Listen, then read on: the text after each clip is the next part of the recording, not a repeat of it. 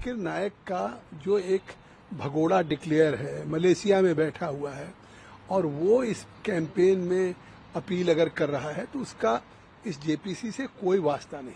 और जेपीसी का गठन किया है जिसमें 21 मेंबर ऑफ पार्लियामेंट लोकसभा के हैं, 10 राज्यसभा के हैं और वो हम सब लोग उस पर बैठ के एक लगातार मीटिंग चल रही, कंप्रहेंसिव डिस्कशन कर रहे हैं। वक्फ जिस पर्पज से होता है, आम मुसलमान को, पसमानदा को या गरीब लोगों को या बच्चों को, महिलाओं को, उनके हक में उनको फायदा पहुंच सके। इस पार्लियामेंट्री डेमोक्रेसी में ये कहा जा रहा है कि इस बिल को ही रिजेक्ट कर दीजिए और ये बिल मतलब इस्लाम के और चीज़ों के खिलाफ है।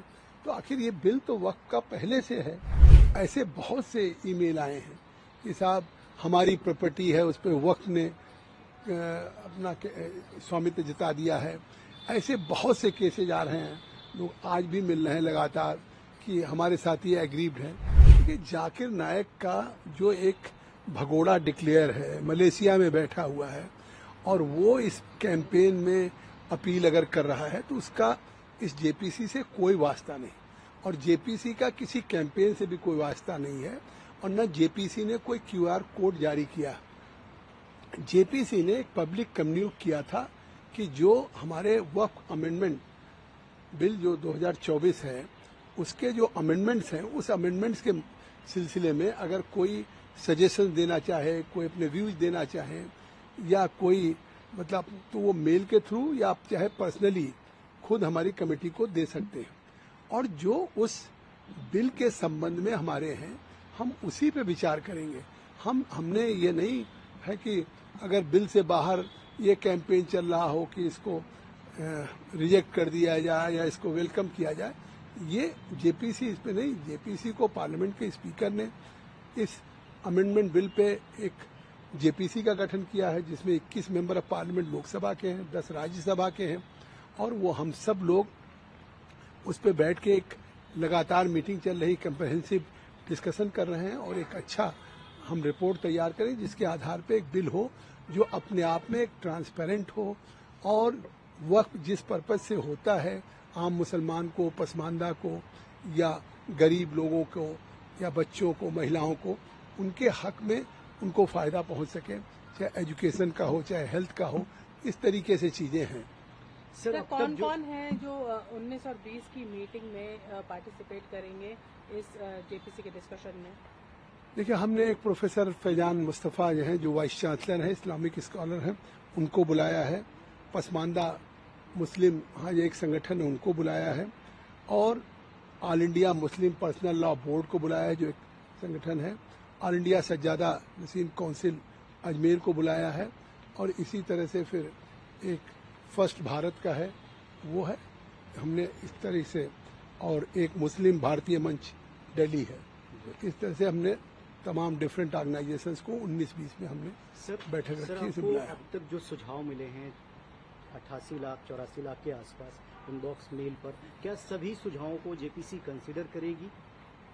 देखिए, उसमें हम वो सुझाव ही कंसीडर करेंगे कि जिसपे जो अमेंडमेंट से जुड़ा हुआ है कि अमेंडमेंट्स के संबंध में कोई सुझाव दिया या अमेंडमेंट्स को लेकर के कोई अपने व्यूज हैं कि जिसको कि हम रिपोर्ट में हम उस पर डिस्कस कर सकें, अपनी कमेटी के सामने रख सकें। क्योंकि आप देख रहे हैं कि एक लगातार एक कैंपेन कोशिश हो रही है, तो आखिर आज तक के क्या इतिहास में 83 या 84 लाख कोई इस तरीके से ईमेल आए होंगे? ईमेल हम जेपीसी में इसलिए हमने किया कि लोगों को, पब्लिक कम्युनिटी को, कि जिसका स्टेक होल्डर्स हो, जो इससे जुड़े हुए लोग हैं और इस संबंध में अपने कंटेंट्स के साथ और एक लीगल टर्मिनोलॉजी। अब एक लगातार आप सोचिए कि इस पार्लियामेंट्री डेमोक्रेसी में ये कहा जा रहा है कि इस बिल को ही रिजेक्ट कर दीजिए और ये बिल मतलब इस्लाम के और चीज़ों के खिलाफ है। तो आखिर ये बिल तो वक्फ का पहले से है। इसके पहले 1913 में से बना और आज लगातार चाहे 95 में हो या 2013 में हो, कई बार अमेंडमेंट हो चुका है।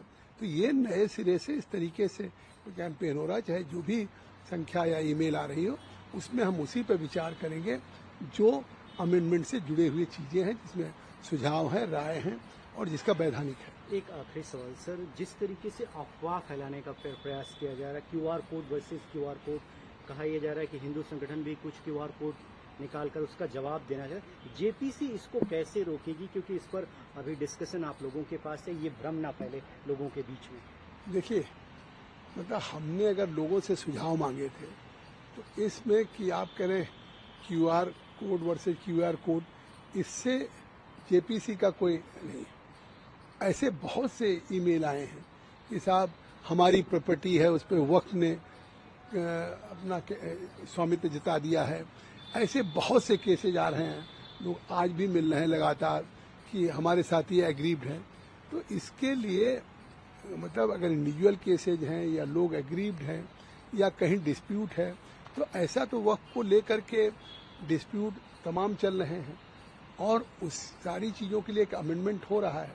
तो वो अमेंडमेंट है और डिस्प्यूट तो मंत्रालयों के साथ है, जैसे रेलवे के साथ है, कहीं जमीन कहीं स्टेट गवर्नमेंट के साथ है। तो वो सब एग्जीक्यूटिव का काम है। हम जो इस बिल में 44 अमेंडमेंट्स हुए हैं, उस पे हम अपने सभी जो हमारी इस कमेटी के सदस्य हैं उनके साथ लगातार बैठक कर रहे हैं। 19-20 को हम बैठक करेंगे। उसके बाद 26 तारीख से 1 तारीख तक देश के कुछ राज्यों में भी हमारी कमेटी जाएगी।